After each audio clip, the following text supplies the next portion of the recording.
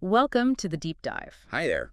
Today, we're diving into something many English learners grapple with. Hmm. You can understand lectures, maybe even ace those tricky grammar sections. Right, you feel pretty confident with the written stuff or listening comprehension in a clear context. Exactly. But when it comes to actually speaking fluently, having real spontaneous conversations, well, it can feel like there's this invisible wall. Oh, absolutely. It's Mm. a really common hurdle, and honestly, it can be incredibly discouraging for learners. You feel like you should be able to do it based on how much you know, right? Yeah, you've invested significant time, you know, studying the mechanics of the language, building a solid vocabulary base. But then the rapid pace, the subtle cues of everyday spoken English. It can feel like navigating a completely different linguistic landscape. It's faster, messier. Messier is a good word for it. And for this deep dive, we've got some really insightful English learning materials that specifically address this challenge. They focus on bridging that gap, essentially. Right. How do you move from that passive understanding to genuinely practical communication? So our mission today is to extract the core principles, the truly actionable strategies that can help you, the listener, shortcut that frustrating journey.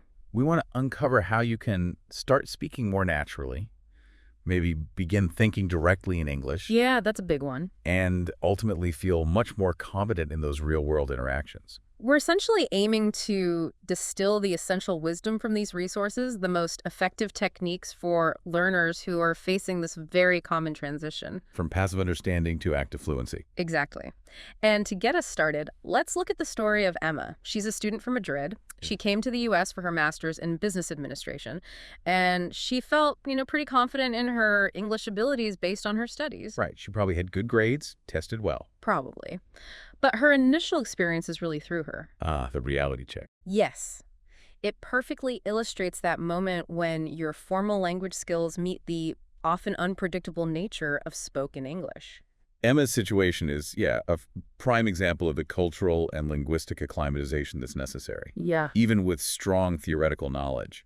It's not just about the words, is it? Not at all. The shift from the structured environment of the classroom to the fluid reality of everyday communication, that's often where these hidden challenges emerge. So Emma arrives in the U.S. She's excited, ready to start this new chapter in her education. Understandably. Big move. She meets her roommate, Kale, and initially everything seems fine. It's a welcoming introduction to American life. Good start. Yeah, Those initial positive encounters are important, right, for building confidence, a sense of belonging. definitely. Mm. But learners often find that these positive feelings can be quickly tested. When they encounter unexpected linguistic nuances. Exactly. And the first real curveball for Emma comes during a brainstorming session. Okay, a group setting, often challenging. Yeah. Someone suggests they need a compelling angle to pitch their idea. Ah, pitch. Now, Emma knows pitch, as in, throwing a baseball. Right. The common physical meaning. But in this context, it means something completely different. Right. The verb to pitch in a business context is a specific usage. It means to persuasively present an idea, often aiming to get support or investment. Like pitching a product or a plan. Exactly. It's a great example of how a single word can have very different meanings depending on the context. Polysemy, right? Right. Learners often encounter these words and need to learn their various applications. It's not enough to know just one definition. Nope. Context is everything. And then to add another layer of confusion, someone suggests they should break the ice first. Oh boy, another idiom. Emma is literally picturing having to break actual ice, like with a hammer or something. Huh. Yeah, you can see how that would happen. It's a classic instance of an idiom, a phrase where the combined meaning is different from the literal parts. So what does break the ice actually mean? It's a common one. It just means to ease tension or awkwardness at the beginning of a conversation or social interaction. Like telling a joke or asking a simple question to get people talking. Precisely. Think of it as a way to create a more relaxed, comfortable atmosphere. Right. It's interesting how many social interactions rely on these non-literal expressions. And the learning materials explain it to Emma. Someone says, it's just an expression, Emma. Mhm. And she's like, oh, I see. So we're not actually breaking any ice. And they're like, nope, just trying to get the conversation flowing. It sounds so straightforward when it's explained like that. Totally. But in the moment, if you don't know it, it can be completely baffling. you're just lost. Precisely. Idioms are deeply rooted in culture. They often don't translate directly at all. So how do you learn them? Well, understanding them requires not just knowing the individual words, but also grasping the cultural context and figurative meaning. One effective strategy is just paying attention to the context they're used in. And noticing patterns. You're noticing recurring patterns. You start to see the same phrases pop up in similar situations. Okay. Then, a little later, there's another moment of misunderstanding. This time around, a joke. Humor. Another tricky area. Someone mentions they just burn water once. Chuckles. Okay. And Emma, thinking logically, is like, how is that even physically possible? You know, water boils, it evaporates, it doesn't burn. Right, scientifically impossible. But again, it turns out to be a common, albeit slightly absurd, joke. Yeah, the humor here relies on exaggeration. Yeah. And the obvious impossibility of the statement. So burning water just means... It's a colloquial way of saying someone is extremely bad at cooking. Like, comically bad. Okay. Like they can't even manage the simplest task. Exactly. It's usually a self-deprecating joke, assuming a shared understanding that, yeah, you can't actually burn water. Emma's literal interpretation just highlights how much everyday communication relies on shared cultural references and understanding implied meanings. You can really sense Emma's frustration building in the materials at this point. She's thinking, why is this so difficult? I thought my English was quite good. And then that doubt creeps in. Maybe I'll never truly understand them. That feeling of inadequacy. It can be a significant obstacle for so many learners. It really chips away at your confidence. Because you've put in the work. Exactly. It's important to remember that achieving a strong grasp of formal English is a considerable accomplishment.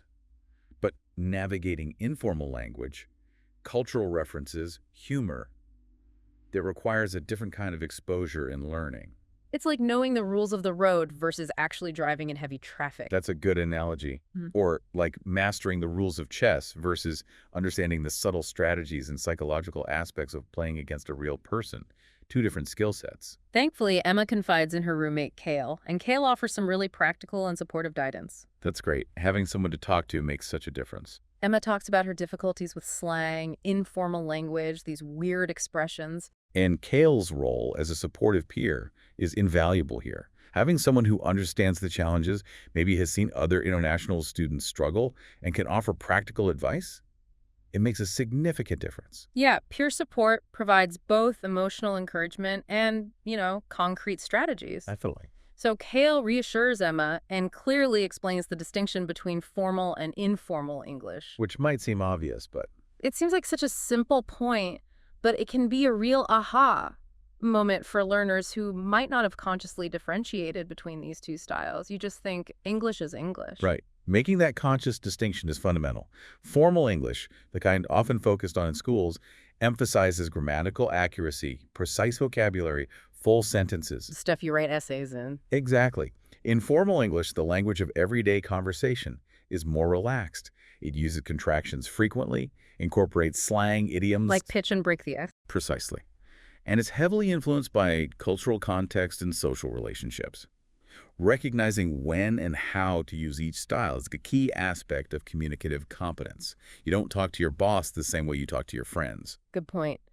And then Kale gives Emma some really actionable advice. First, watching American TV shows and movies with subtitles. The classic recommendation. But it works. It's very common, yeah, but clearly effective. Why does it work so well? Well, watching visual media with subtitles lets you simultaneously see the written form of the spoken language. Okay, so you connect sound and text. Exactly. You connect pronunciation, intonation, informal vocabulary, all in a natural, engaging context. The subtitles act as a kind of scaffold, providing comprehension support, while the audio exposes you to authentic speech patterns and rhythms. And you get the visual context, too, the facial expressions. Absolutely. That's a huge part of it. You pick up on nonverbal cues that contribute to meaning, which you miss in just audio or text. Okay, that makes sense. Second piece of advice. Joining casual meetups or clubs to practice small talk. Small talk. Seems trivial, but it's not. Right. Small talk might sound like superficial conversation, but it's such a crucial element of social interaction, especially in American culture. Absolutely. Small talk, those seemingly light conversations about everyday topics like the weather, hobbies, what you did on the weekend, It's the social glue. Social glue, I like that. It helps initiate and maintain relationships. Yeah. It's essential for building rapport, feeling comfortable in social settings, navigating everyday interactions like waiting in line or starting a meeting. And it's where you encounter a lot of informal language. Definitely. Small talk is often where a lot of informal language, phrasal verbs, and idiomatic expressions naturally occur.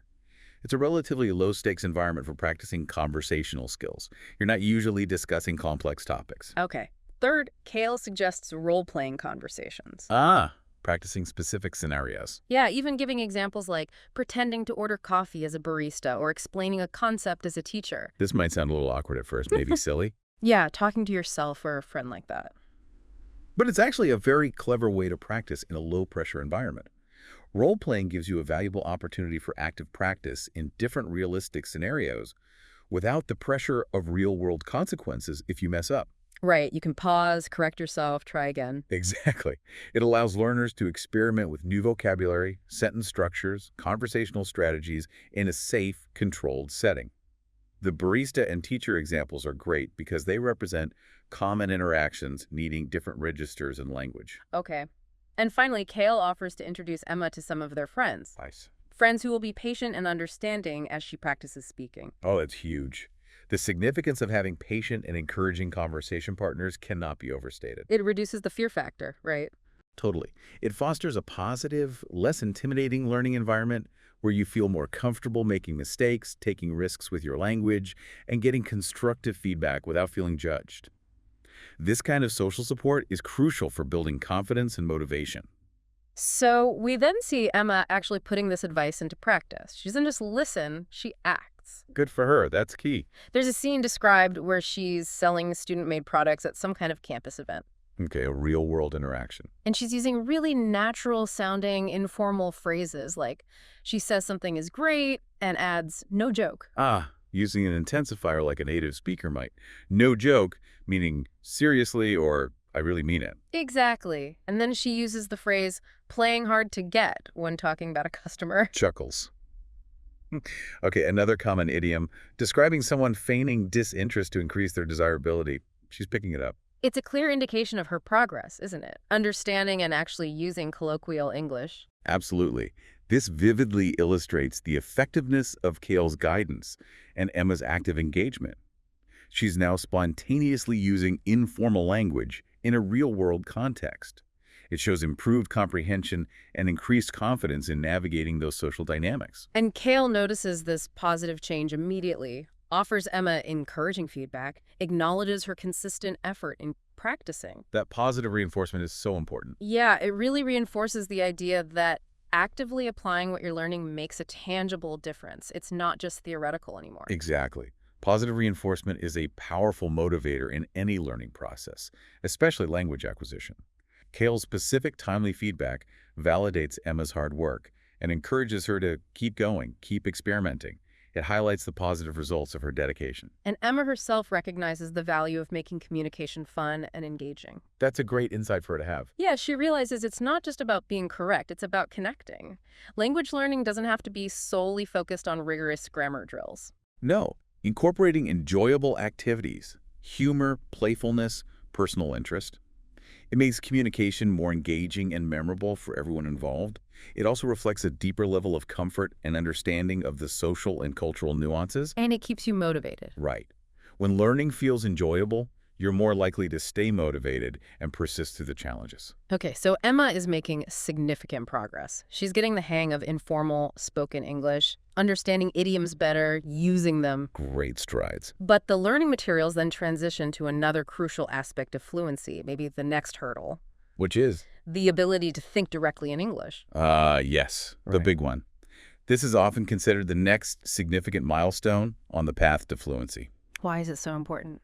Well, once you become more comfortable with basic conversational exchanges, developing the capacity to bypass translation, to just formulate thoughts directly in the target language, it dramatically improves both the speed and the naturalness of your speech. Less pausing, less hesitation. Exactly. Things flow much better. And the materials pose some very relatable questions to you, the listener. Do you often find yourself struggling to think in English? Do you frequently translate words and phrases in your head before you speak? Or maybe as you're listening? It's a very, very common experience for intermediate learners, especially. Why is it such a problem? I mean, you get there eventually, right? Well, yeah, but that cognitive process of constantly translating between your native language and English creates what we often call a cognitive bottleneck. A bottleneck, like Well, traffic. kind of. Imagine trying to pour a large amount of water through a very narrow funnel. It significantly slows down the flow.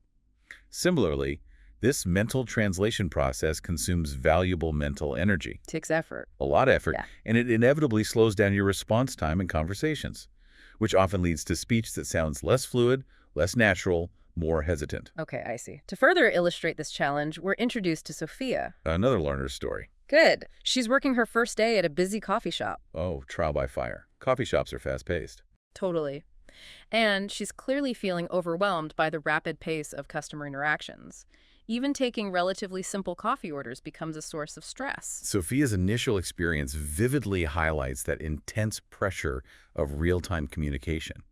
Even seemingly straightforward exchanges in a fast-paced environment require quick auditory processing, rapid verbal responses, which can be particularly daunting when you're heavily reliant on mental translation. There's a specific example given. A customer orders coffee with no milk, no sugar. Oh, pretty simple request. But Sophia doesn't immediately connect that to the common term black coffee. She's processing coffee, no milk, no sugar, individually. Ah, okay, Yeah. so she understands the words, but not the standard shortcut phrase. Right. And then there's additional confusion over whether the customer wants it hot or cold, which further complicates the interaction while the line is getting longer. Yeah, you can feel the stress. These seemingly minor misunderstandings just underscore the critical importance of acquiring familiarity with common, everyday vocabulary and idiomatic ways of expressing even basic requests. Black coffee is standard. Clarifying hot versus cold is fundamental. Exactly. These examples highlight how crucial it is to learn the practical vocabulary of everyday situations, not just academic words. Now, Emma, who by this point has clearly progressed further in her own language journey, She's been through this kind of thing. right, she sees Sophia struggling and offers her encouragement, reassures her that making mistakes is natural, it's part of the process. That's great peer support. And she emphasizes that consistent practice is the key to improvement. Emma's supportive response demonstrates the significant value of peer mentorship and empathy in the language learning community. Having experienced similar challenges herself, Emma can offer genuine understanding and practical encouragement. It fosters a more positive, less intimidating environment for Sophia. And Sophia then articulates the core of her difficulty. She says it out loud. What does she say? She talks about the constant mental translation she's engaged in, thinking in her native language first, then finding the English words, which inevitably slows her down and often leads to errors in her speech. That perfectly pinpoints the central issue for so many learners striving for fluency. That persistent reliance on internal translation acts as a significant impediment to achieving a natural, spontaneous flow. It's like having a middleman in your head. Exactly. Yeah. It adds an extra layer of processing that just hinders efficiency and speed. So Emma, recognizing this fundamental challenge, proactively offers to practice taking coffee orders with Sophia. Oh, that's fantastic. Practical help. Yeah, just role-playing that specific scenario. Creating dedicated opportunities for focused practice, especially in a supportive, low-pressure environment, is an extremely effective strategy for gradually overcoming that ingrained habit of mental translation.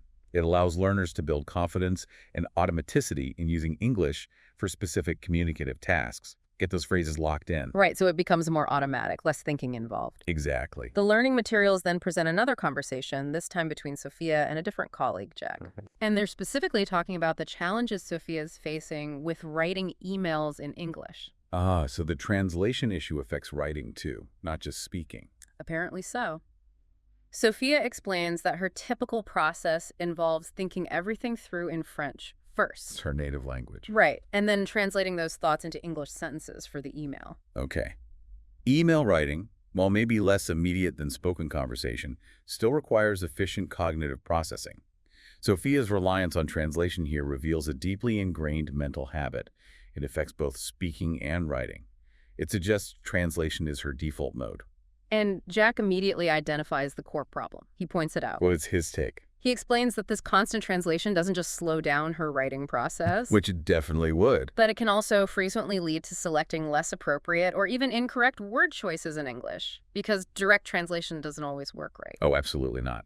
Word-for-word translation often results in awkward phrasing or using words that don't quite fit the English context or nuance. Jack then uses a really insightful analogy. He says, it's like trying to drive a car with the brakes constantly half engaged. Ooh, that's good.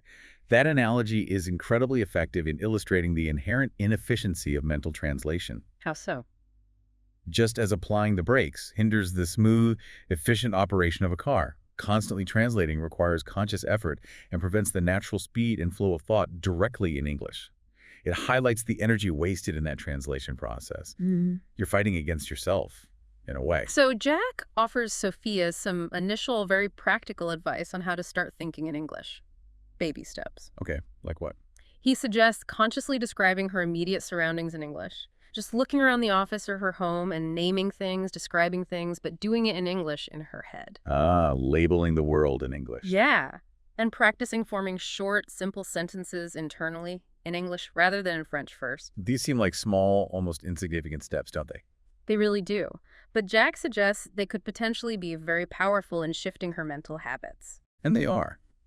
These seemingly simple exercises are foundational for gradually shifting from a translation-based approach to direct thought in English.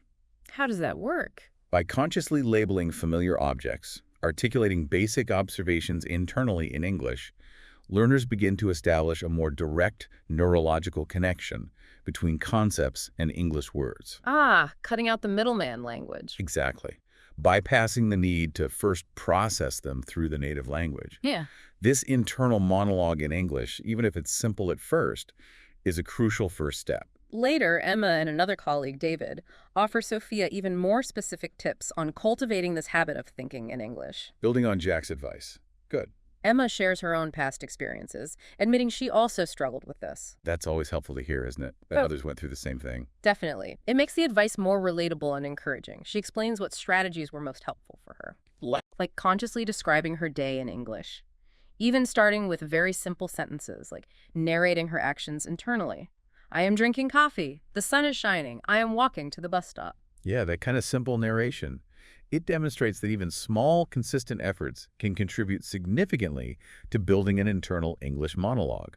It's about making English the default language for your internal thoughts, even for mundane things. They also strongly recommend consistently using an English dictionary. Ah, yes. Instead of a bilingual one. Right, instead of relying on dictionaries that give direct translations to her native language, French. Can you explain why that's so beneficial for thinking in English? Sure. Utilizing an English dictionary is a powerful technique because it compels you to engage with the meaning of a word entirely within the English language system. Okay. Instead of simply finding a direct equivalent in French, you are exposed to definitions, synonyms, example sentences, all in English. So you stay immersed in English. Exactly. This process deepens your understanding of the nuances and connotations of the word within its English linguistic context.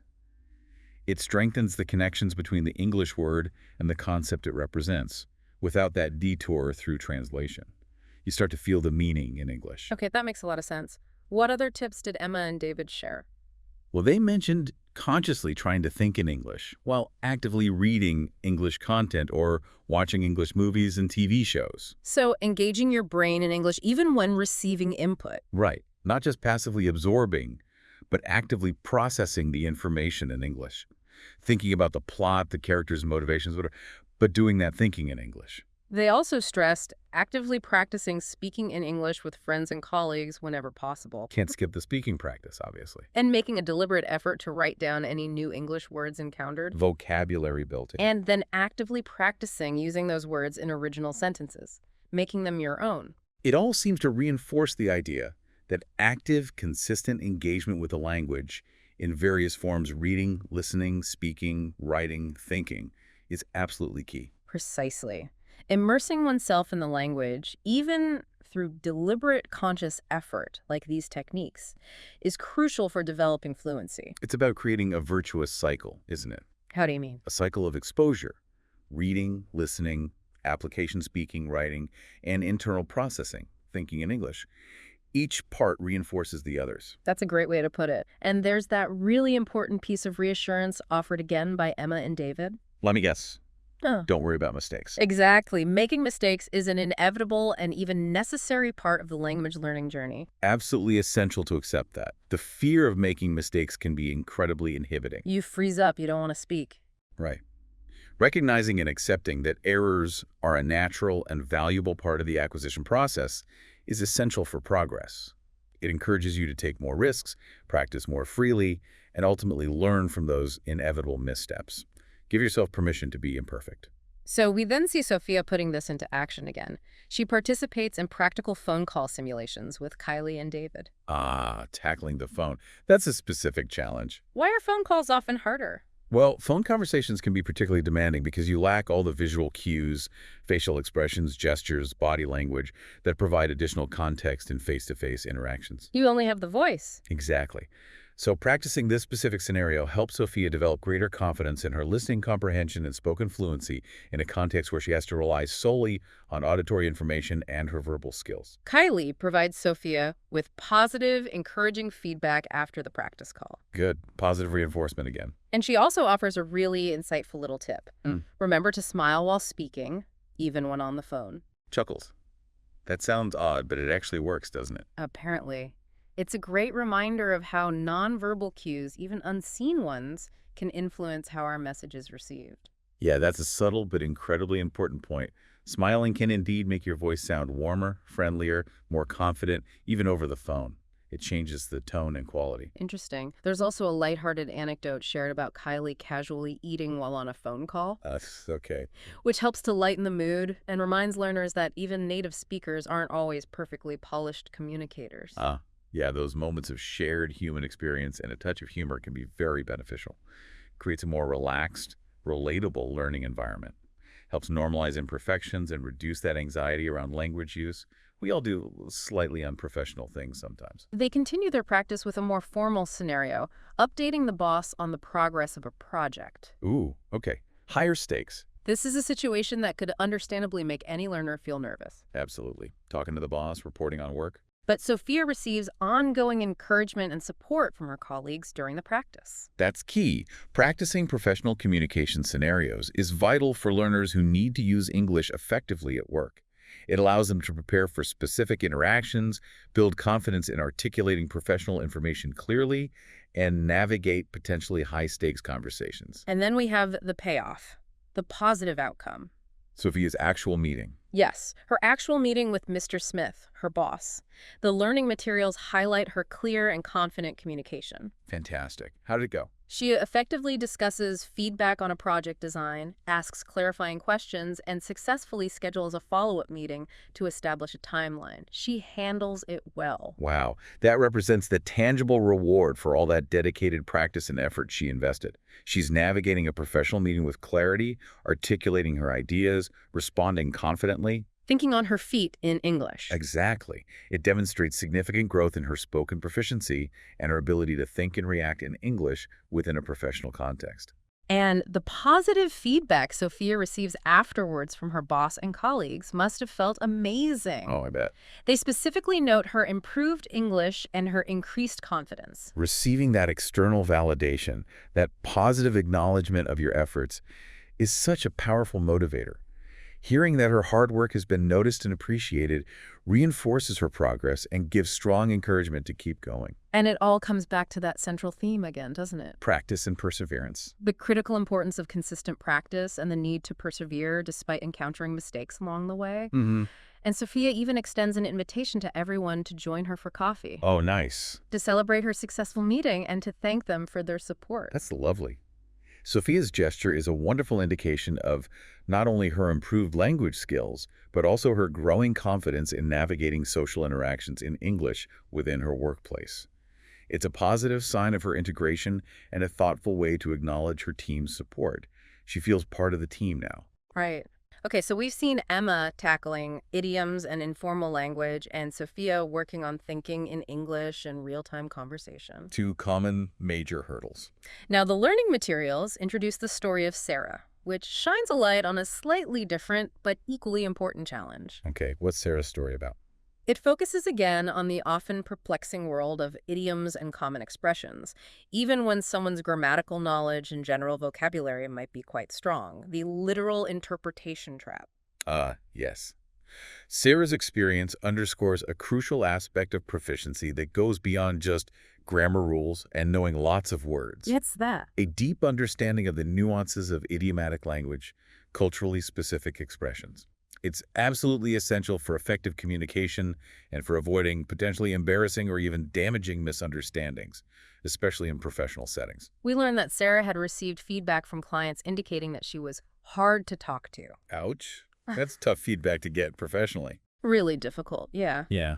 And disheartening. It clearly points to a communication barrier that extends beyond simple grammatical errors or limited vocabulary. Something else is going wrong. When communication is perceived as difficult or strained, it can significantly hinder building strong professional relationships and impede effective collaboration. Sarah's literal interpretations must have been causing problems. Exactly. They created confusion, frustration, and ultimately a barrier to smooth communication with her clients. Do they give examples? Yes. The first specific one is the break your leg incident. The classic theater idiom. Right. Someone probably said it to her before a presentation or something, meaning good luck. But Sarah's completely literal interpretation, thinking someone was actually telling her to injure herself in her subsequent distress, it's entirely understandable given the literal meaning. Oh, absolutely. It really highlights just how opaque and potentially confusing these idioms can be if you lack the cultural context. This particular idiom, break a leg, is a perfect illustration of how deeply cultural context can be embedded in language, without knowing that specific convention. Her reaction, based solely on the literal meaning, is completely logical. Why would someone tell you to break your leg? Exactly. Then there's the cold feet incident. Another common one. A client was expressing nervousness about an upcoming project, saying they had cold feet. Meaning they were feeling apprehensive, maybe wanted to back out. Right. But Sarah, hearing cold feet, literally suggested that they might need warmer socks. Chuckled. Oh, dear. Again, her reasoning is perfectly logical based on the individual words. If your feet are cold, you get socks. But to have cold feet is a widely used English idiom signifying nervousness or apprehension, often about a big decision or commitment. Sarah's literal suggestion clearly demonstrates the challenge of deciphering figurative language when you're not familiar with the idiomatic meaning. It highlights that gap between literal and figurative language again. Unfortunately, these repeated misunderstandings and misinterpretations had significant negative consequences for Sarah in her professional life. It sounds like it. What happened? Ultimately, they led to her losing her job. Wow, that's serious. Yeah. It really underscores the critical importance of cultural and idiomatic understanding in professional settings where clear, effective communication is just paramount. Sarah's experience serves as a stark, important reminder of the very real-world impact that communication challenges can have. Misunderstandings, especially those arising from idioms and cultural nuances, can unfortunately damage professional relationships. And, as in Sarah's case, even jeopardize your career prospects. However, Sarah's story takes a positive turn. She doesn't give up. Good. In her subsequent job interview, she demonstrates remarkable honesty. How so? She openly explains the reasons for her previous job loss, specifically mentioning her difficulty with understanding strange sayings or idioms in English. Wow, that takes guts. Sarah's honesty and self-awareness there are commendable. By directly addressing the challenges she faced, she shows she's willing to learn from her experiences. And she's proactively seeking an environment where she can continue to develop her language skills. That transparency can often be viewed positively by potential employers. It shows maturity. And the interviewer appears to be understanding, even empathetic towards Sarah's explanation. Oh, that's great. They acknowledge the confusing nature of the break your leg example specifically. That suggests a degree of awareness about the challenges non-native speakers face. An employer who gets that, who shows understanding and empathy towards the complexities of language acquisition, that can make a profound difference. How? Recognizing that proficiency involves more than just grammar and vocabulary and offering support for navigating cultural and idiomatic nuances fosters a more inclusive and ultimately more productive working environment. So despite her past experiences making her understandably hesitant about roles involving direct client interaction, Yeah, she'd be wary of that. Sarah is offered and accepts a new job, and it's at a company that seems to have a much more supportive and understanding culture. A better fit, hopefully. The welcoming atmosphere she experiences, and the explicit offer to give you a hand. Ah, another idiom. Yes. But this time, it's thoughtfully explained to Sarah what it means just to help you. That's a really encouraging sign. The new company's supportive, inclusive culture seems crucial for Sarah's fresh start. The fact they proactively explain the idiom shows a commitment to clear communication and a willingness to accommodate her ongoing learning needs. That kind of environment is invaluable. Sarah also demonstrates a really positive and proactive attitude herself. She wants to learn and excel in her new role. Which is so important for growth. Her initiative, her determination to improve her communication skills, those are key factors in her potential for success. A positive mindset and a genuine willingness to learn from feedback and adapt are essential. And at this new company, a colleague named Lucy takes on a mentorship role with Sarah. Ah, like kale for Emma. Peer support again. Exactly. Lucy provides constructive, helpful feedback on a presentation Sarah delivers. Okay, what kind of feedback? Lucy points out areas where Sarah could improve clarity and suggests including more specific details in her explanations. Good, concrete feedback. Constructive feedback, when delivered supportively, is an invaluable tool for professional growth. Lucy's mentorship provides Sarah with specific, actionable insights in a safe professional context. And Sarah, once again showing her openness to learning, readily acknowledges her nervousness during the presentation and her ongoing challenges with English. No defensiveness. That willingness to acknowledge areas for improvement and actively seek guidance is a sign of maturity and a proactive approach. That openness is crucial for learning. Lucy then provides Sarah with concrete advice on using more precise and impactful vocabulary. Moving beyond basic words. Right. She suggests using words like refreshing and innovative instead of more general terms like good or nice. That focus on vocabulary nuance is about adding depth and impact. Expanding your vocabulary beyond basic terms allows for more nuanced, precise, engaging communication. Using stronger, more descriptive adjectives can significantly enhance a presentation's impact and convey a more sophisticated understanding. Choosing words that accurately and effectively convey the intended meaning. Exactly. Lucy also emphasizes the importance of providing specific examples and illustrations when explaining concepts. Ah, yes. Show, don't just tell. Why is that so important in presentations? Concrete examples are powerful tools. They make abstract ideas more accessible and memorable for the audience. They provide essential context, clarify complex concepts, and help the audience connect with the information on a more personal, relatable level. Lucy also shares practical tips for expanding Sarah's vocabulary, the kind of things we've heard before, reinforcing their value. Like what? Reading. Yeah, actively reading articles in English, diligently writing down any new words encountered. The vocabulary notebook. And then making a conscious effort to practice incorporating those new words into her own spoken and written communication. These are all well-established, effective methods. Consistent exposure through reading, coupled with active recording and deliberate application of new words in context. It's a highly effective, time-tested strategy for long-term vocabulary retention and improving overall fluency. And once again, Lucy reinforces the importance of Sarah feeling comfortable asking questions whenever she is unsure. Creating that safe space. Right, without any fear of sounding silly or inadequate. Overcoming the fear of asking questions is critical for learners. A supportive, non-judgmental environment where questions are welcomed and encouraged fosters active engagement, facilitates clarification, and ultimately accelerates the learning process. You can't learn if you're afraid to ask. So we then see Sarah actively practicing her presentation again. Putting the feedback into action. She's consciously making an effort to incorporate the stronger vocabulary Lucy suggested, like maybe using bright and exciting instead of just fresh and colorful. Okay, trying out the new words. And she's clearly articulating the reasoning behind her design choices, explaining why she used modern and fun shapes, for instance. This demonstrates her active engagement with the feedback and her commitment to improving. It's a sign of her dedication to applying what she's learned. During the actual presentation, Sarah receives positive feedback specifically on her choices of colors and shapes. Great, so the core ideas were good. Yes. And she also actively solicits further feedback from her audience afterwards. Oh, brave. Asking for critique. And she thoughtfully acknowledges a suggestion to include more detailed examples next time, showing that growth-oriented mindset. She's not defensive, she's taking it on board. Sarah's willingness to not only accept but actively seek out feedback is a hallmark of a continuous learner.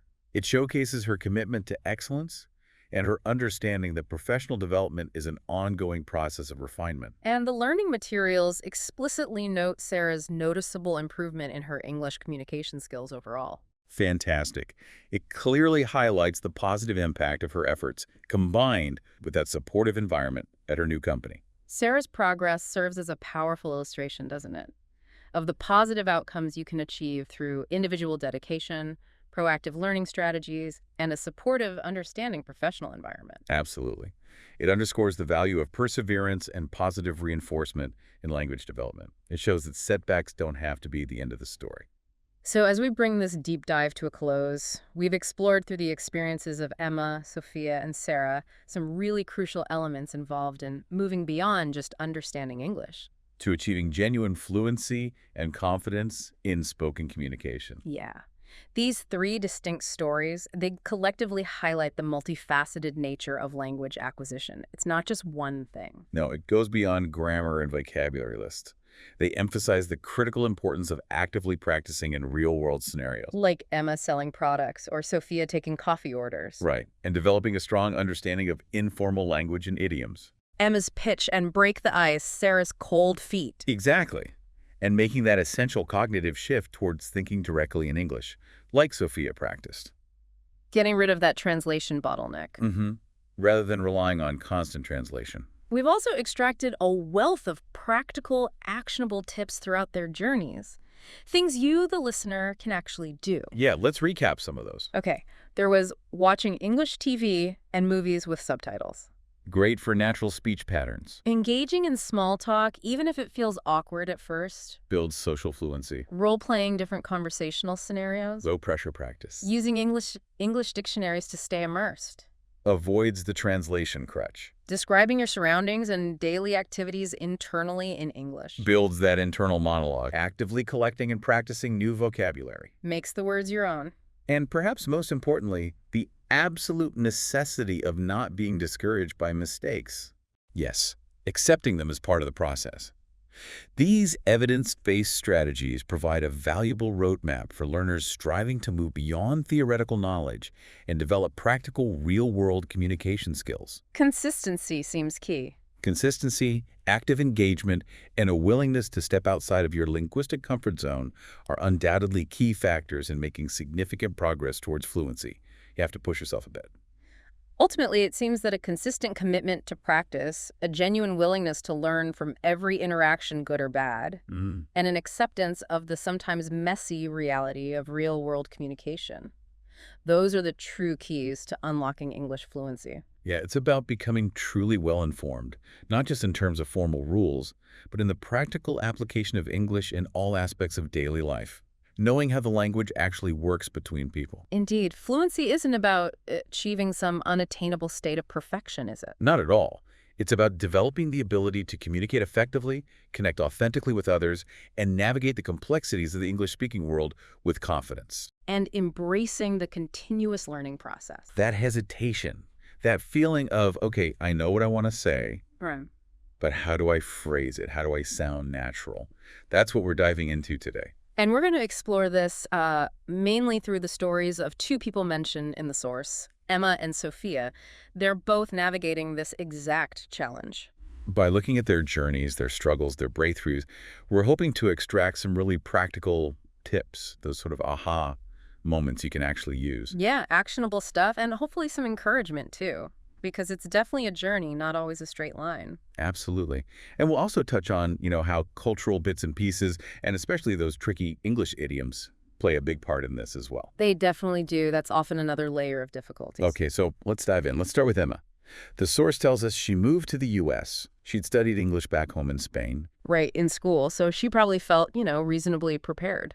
That's the impression I get. But then, bam, real-life conversation hits. And it's just different. A whole different ball game, as they say. And it's important to note she wasn't starting from scratch. The document mentions Madrid, solid academic English, strong grammar, good vocab. Yeah, she had the foundation. She was there for a master's in business administration, so clearly motivated and capable. Definitely. So we see her first meeting with her roommate, Kale. Seems pretty normal, friendly enough. standard introductions. But it doesn't take long for the unexpected stuff to crop up. The language stuff. Right. The first, real curveball seems to be in a brainstorming session. They're talking about pitching ideas. Okay, pitching? Maybe she gets that from a business context. Possibly. But then someone says, let's break the ice first. Yeah. Okay, yeah. For someone used to maybe more formal textbook English, it's going to be confusing. Totally. You can almost picture her thinking, break ice. Why? Are we getting drinks? It really flags that gap, doesn't it, between classroom learning and how people actually talk. It really does. That's a key insight right there, isn't it? Real-world English is just packed with these idioms, these phrases that don't mean what the individual words suggest. You have to get exposed to them. You really do. And you see Kale explain it, oh, it's just an expression, Emma. It just means getting the conversation flowing, which clarifies it. But it also shows Emma, okay, there's this whole other layer of language I need to learn, these non-literal things. Exactly. And then comes the cafe situation, this design your own drinks idea they had. Right. And then Mike makes a joke about having burned water. And again, Emma's taking it literally. She's probably thinking, burn water. Yeah. How? Why? And you see that internal frustration building. Yeah, the source quotes her thought. Why is it so hard? I thought my English was good. Maybe I'll never understand them. Oh, that's such a relatable feeling of being completely overwhelmed. It really is that sense of, I should get this, I know the words, but I don't get the meaning. It can be incredibly disheartening, especially when you've put in the work learning the language. It shows speaking fluently isn't just about vocabulary lists, is it? Not at all. It's context, it's culture, it's implied meaning, it's humor. It's all woven together. Thankfully, though, her roommate Kale seems pretty great, supportive. Yeah. Emma confides in her, talks about these struggles, and this is where we start seeing some really useful practical strategies coming out. What does Kale say? Well, first, she explains that difference between formal textbook English and informal everyday American English. Okay, that validation must have been helpful in itself. Hugely helpful, I imagine. Kale apparently says American English is full of slang and phrases that aren't in textbooks. That helps Emma realize it's not that her English is bad, it's that she needs exposure to this other kind of English. Right, it reframes the problem. It's not a lack of knowledge, it's a need for different types of knowledge and practice. Oh, yeah. Exactly. And Kale doesn't just stop there, she gives concrete advice, like, watch American TV shows with subtitles. Ah, the classic advice. Huh? But it works, doesn't it?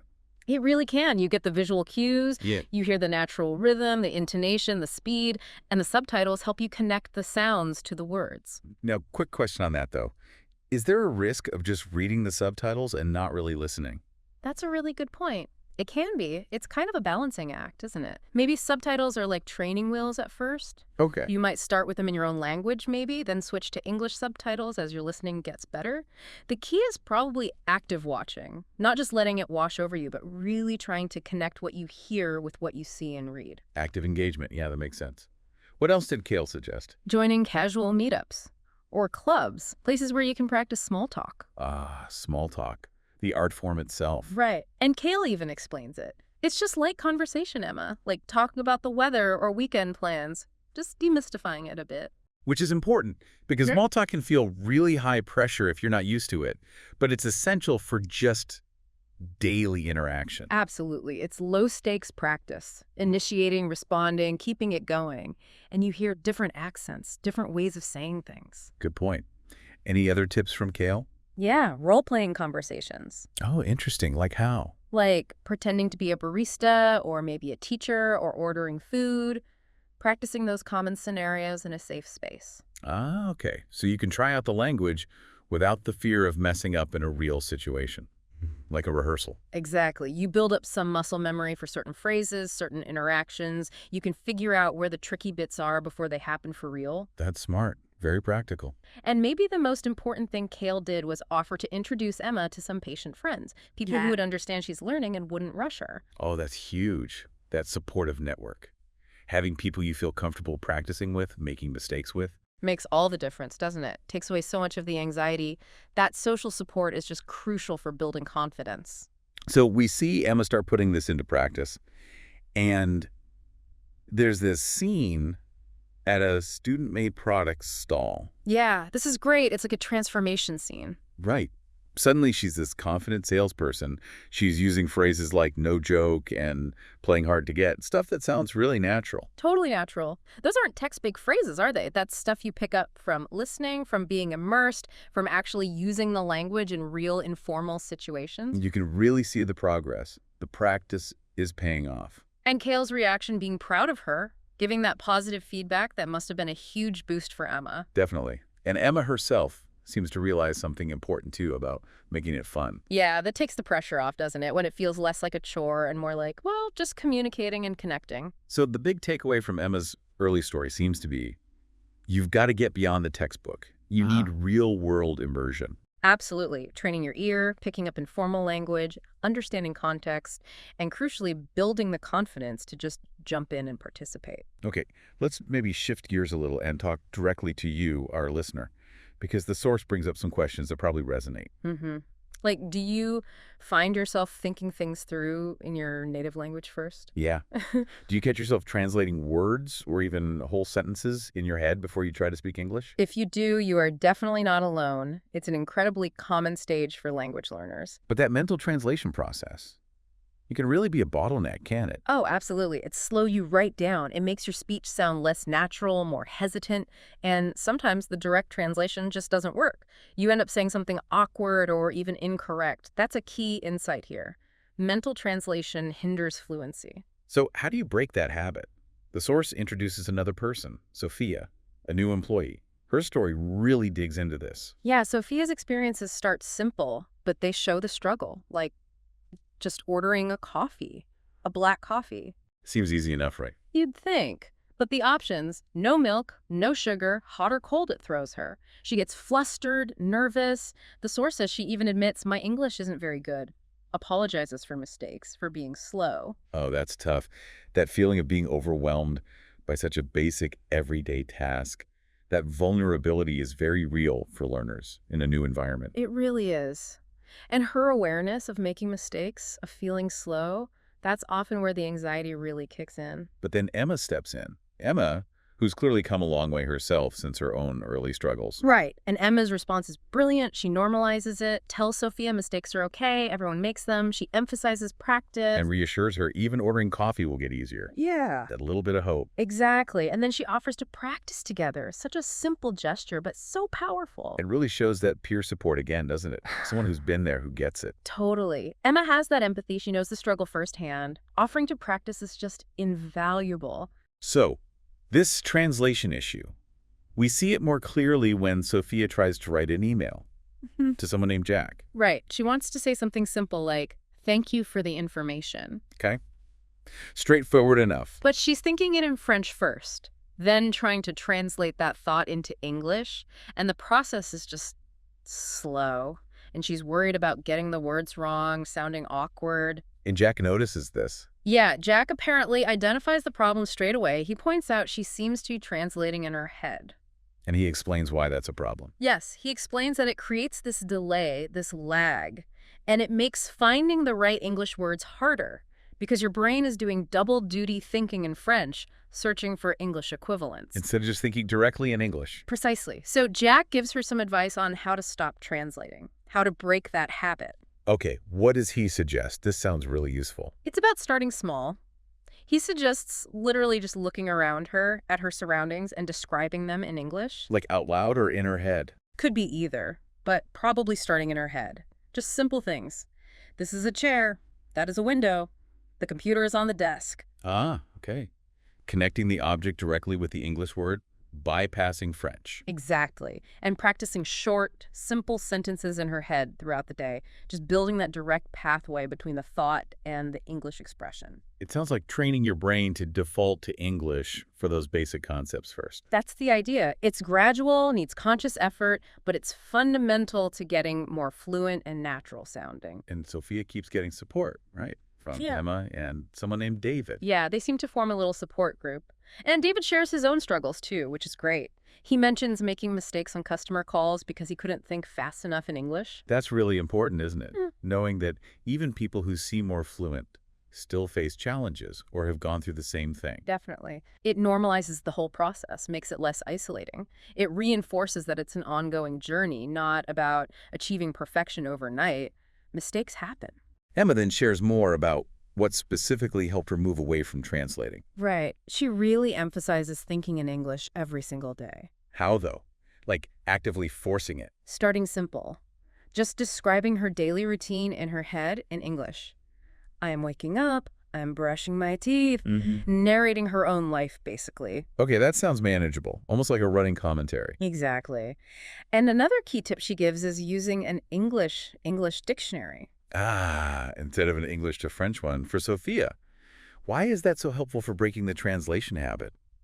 Well, think about it. If you look up an English word in an English dictionary, the definition, the examples, everything is in English. Right, so you're forced to understand the word using other English words. Precisely. You're thinking about its meaning entirely within the context of the English language. You're not just finding a quick equivalent in your native language, which might not capture the full nuance anyway. That makes a lot of sense. It forces you deeper into the target language. It strengthens those direct connections between concepts and English words. Exactly. It encourages a much richer understanding. What else did Emma suggest?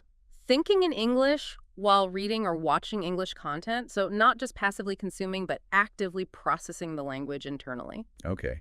And practicing speaking, obviously, with friends, colleagues. Yeah, getting that active output practice, and also writing down new words she encountered and then deliberately practicing using them in sentences. It all comes back to active, consistent engagement, doesn't it? Across all the skills.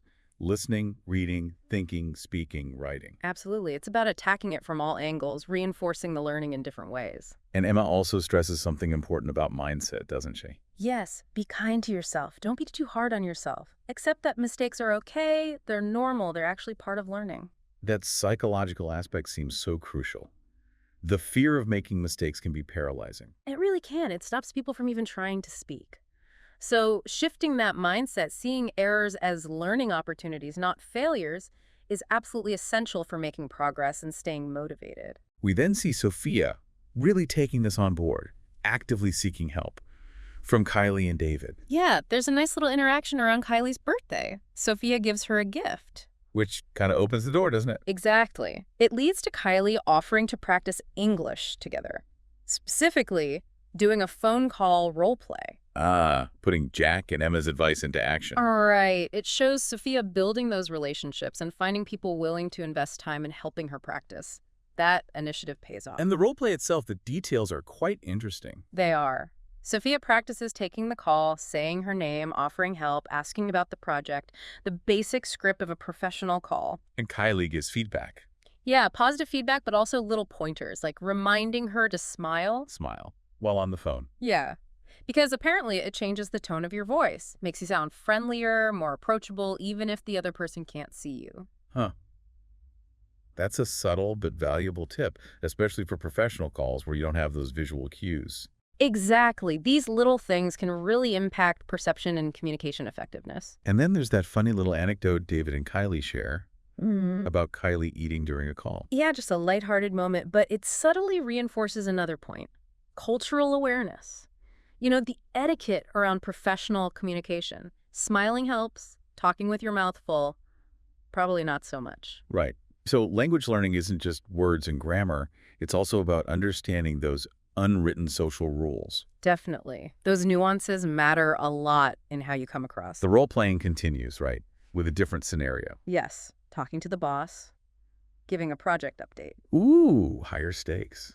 Sophia must have been nervous. Understandably. But the advice is just be yourself. Don't try to be someone else. Just communicate naturally. How did she do? She nails it. She confidently gives the update, states her progress clearly, gives an estimated completion date. I expect to finish it by Tuesday. Very professional. That's fantastic. Practice paying off in a more formal context. Absolutely. And that focus on just being authentic probably helped reduce the stress too. And then she has a real interaction with the boss, Mr. Smith. Yes. And she handles it really well. Polite greetings, clear discussion about the project she's finished, the basic design, needs feedback by Friday, suggests a meeting for Tuesday. Wow. That's a huge leap from being flustered ordering coffee. Yeah. Clear, concise, professional communication. It really shows how effective those strategies, The practice, the thinking in English, the support have been for her. She's applying it all in a real-world, relatively high-pressure situation. And the feedback she gets afterwards from colleagues? The boss. All positive. They're impressed. They notice the improvement in her English, her confidence. That must feel amazing. That kind of reinforcement is so motivating. It really is. It shows her the hard work is visible. It's making a difference. It fuels that self-belief to keep going. So Sophia's part of the story really drives home that message.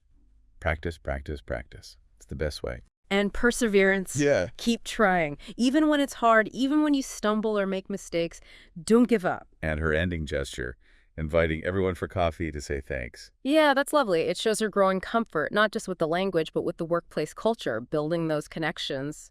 She's integrating. Okay, so we've seen Emma tackling immersion and informal language, and Sophia battling the translation habit and building confidence. Now, the source introduces Sarah. Right, and Sarah's story brings yet another layer of challenge into focus, understanding and using idiomatic expressions, especially in the workplace. Ah, yes. Idioms again, but maybe with even higher stakes here. This seems crucial for professional communication. It really can be. Idioms are tricky beasts. Their meaning is often completely separate from the literal words. They're soaked in cultural understanding. And if you don't get them, You can get into real trouble, as Sarah finds out. It can lead to serious misunderstandings, especially with clients. her story is quite stark, isn't it? After 6 months on the job, she gets negative feedback from clients. And it's specifically about communication breakdowns. Yeah, it highlights the real-world consequences. It's not just about sounding a bit awkward. It can actually damage professional relationships and impact business. The specific examples are pretty memorable. That break a leg incident. Oh, yeah. A client says, break a leg before a presentation, meaning good luck. And Sarah takes it literally. She thinks they're wishing her harm. She gets angry, upset. Understandably, if you didn't know the idiom, imagine how confusing and alarming that would be. The explanation clarifies it, but the damage might already be done in that interaction. It really shows the potential for massive miscommunication. And her surprise, her lack of understanding where it even comes from, just highlights that cultural gap. Absolutely. And then there's the cold feet example, Right. The client says they're getting cold feet about a project. meaning they're getting nervous, hesitant, maybe thinking of backing out. And Sarah, again, literally offers them socks because their feet must be cold. Bless her heart. It's almost comical, but in a business context, it just comes across as completely misunderstanding the situation. Again, the explanation comes, but it shows how non-intuitive these phrases are. And these misunderstandings, they weren't just one-offs. They seem to have had a real negative impact. Sadly, yes. The source says that despite her being a hard worker otherwise, these communication problems, these idiom issues, ultimately led to her being let go. Wow. That's a tough outcome. It's a sobering reminder, isn't it? How crucial understanding these nuances, linguistic, cultural, can be in a professional setting. It really is. It's not just an optional extra. It can be fundamental to success in certain roles. So what happens to Sarah next? We see her in a job interview. Yeah. And she's very honest about why she lost her previous job. She mentions the difficulty with strange client sayings. Does she mention the specific idioms? Yes, she brings up the break your leg example, and importantly, she states that she understands what it really means now. Okay, that's good. Shows self-awareness, shows she's learned from it, she's addressing the issue head on. Exactly. It's a brave move in an interview, but probably a smart one. The interview also covers her design skills. Photoshop, Illustrator, a bit of web design. Right. But you can still sense her hesitation, can't you, when the topic of working directly with clients comes up? Yeah, she seems wary. Those past experiences clearly left a mark on her confidence in that area. Totally understandable. But she does express interest in the company, likes their designs, says she's willing to learn. So there are positives there. And she gets the job. She does.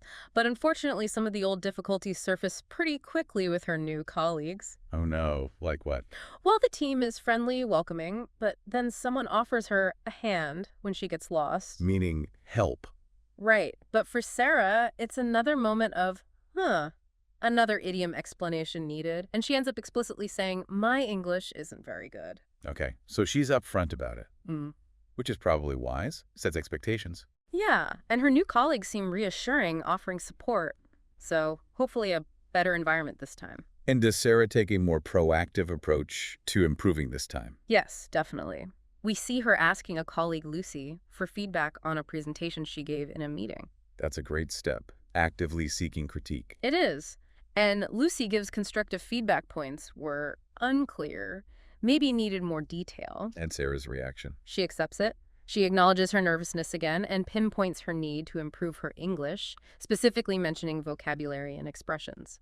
She knows where the gaps are. So what advice does Lucy give her? Some really practical stuff, like instead of just saying something is good, use more specific descriptive adjectives like refreshing or innovative, especially in design. Okay, enriching her vocabulary. Makes sense.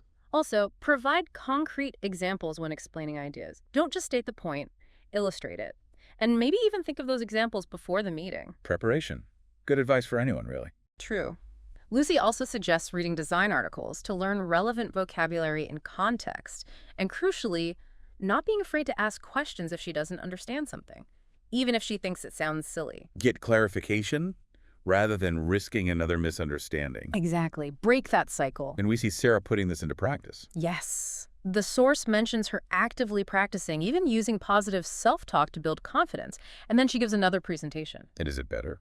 Much better, it seems. She's using stronger vocabulary, bright and exciting. She's giving reasons why she made certain design choices. It looks modern. It feels fun. It will attract attention. So more descriptive, more justification, more clarity. Exactly. And she actively seeks feedback at the end, showing she's open to suggestions. That's great progress. And her colleagues react positively. Yes, the feedback is good. It really reinforces that her efforts, the practice, seeking feedback, focusing on vocabulary and examples, are working. Sarah's story really hammers home that point about idioms and cultural nuance, doesn't it? It's not just about grammar. It's about understanding how language is used in real life, especially professionally. Absolutely.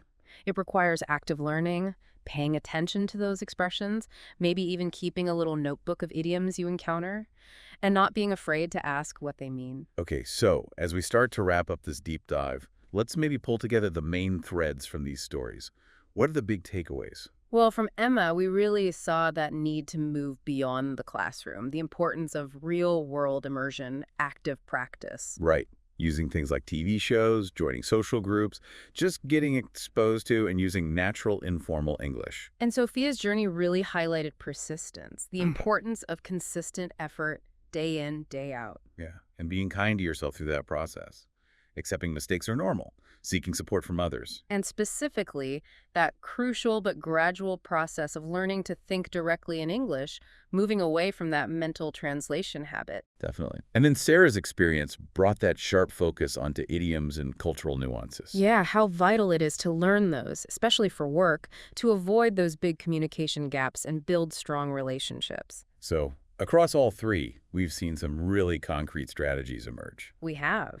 Things like watching English media, using subtitles strategically maybe, Joining conversation groups or clubs for that low-pressure small talk practice. role-playing common scenarios to build confidence and fluency for specific situations, Actively practicing thinking in English, starting with simple descriptions, narrating your day. using an English dictionary to deepen understanding and avoid translation, Making a real conscious effort to speak a little bit every day, even if it's just with yourself. seeking feedback regularly and being open to it, not being afraid to ask questions. And specifically, paying attention to idioms, learning them in context, maybe keeping track of them. It's quite a toolkit of strategies when you lay it all out. It really is. So as we finish up today, maybe here's something for you, the listener, to think about in your own English learning journey. Reflecting on Emma's immersion, Sophia's battle with translation and confidence, and Sarah's focus on idioms and nuance, which of those areas feels most relevant to you right now? Where are your biggest challenges or your biggest goals? That's a great question. Identifying your own specific needs. Yeah. And then thinking about all those practical tips we discussed, what's one specific thing, just one actionable step you could maybe commit to trying out, maybe starting today or this week? How can you integrate one of these ideas into your routine to edge closer to feeling that comfort and confidence when you speak English? It really comes down to that, doesn't it? Taking these insights, seeing what resonates, and finding what practical steps work for your own learning style, your own life. Because every little bit of consistent, focused effort, it really does add up. Absolutely. It builds that fluency, and maybe just as importantly, it builds that confidence to just communicate. Exactly. To connect with people in English, that's the goal, right?